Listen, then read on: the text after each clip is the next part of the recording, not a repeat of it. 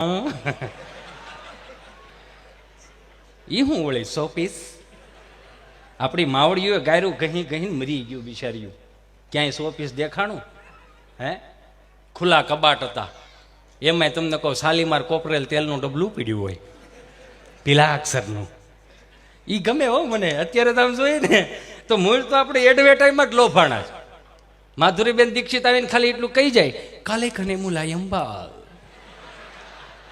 એટલે 950 રૂપિયાનું શેમ્પુ 500 ગ્રામ માલ આવે. એમાં પાછા કંપની વાળા એવું કે, રજુભાઈ આમાં 45 જાતના વિટામિન આવે. હાલે લે, 45 જાતના વિટામિન.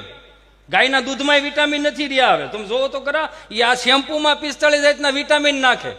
જો 45 જાતના વિટામિન આવતા હોય તો મહેરબાની કરીને માથામાં ન નખાય,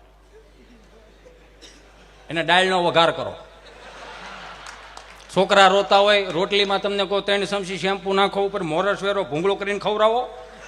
આપણા છોકરાઓને આ કહે ને, આપણા છોકરાઓની કે ડોક્ટર પાસે લે તો ડોક્ટર શું કે વિટામિન ઘટે છે. આ તમને 950 રૂપિયામાં 45 વિટામિન આપે યાર. હું અટાણે 2 ચમચી મારો ઈ વી જાય. વાહ પછી ઐશ્વર્યા બેન આવે. દાંત હું કાઢો, આપણે બેન જ કહેવાય ને. આપણા છોકરા વરાવા જેવડા છે. આવે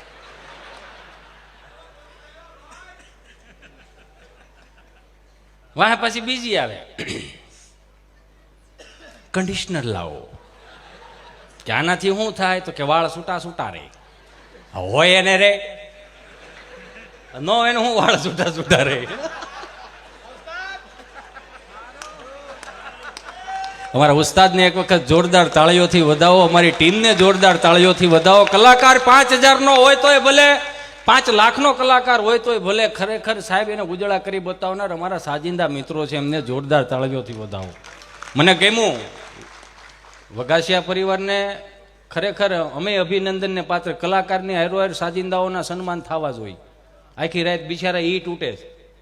એ તો સહજ રીતે અમે ખાલી 20 મિનિટ 25 મિનિટ રાઉન્ડ આમ તેમ કરીને વિયા જાય, પણ છતાંય એને તો ઊભું જ નહીં થવાનું ને. કંઈ શા માટે વલખા મારવાનું? ઢીગ ઢીગ ઢીગ ઢીગ. બહુ જોયું ભાઈ, ઓ ગજબ.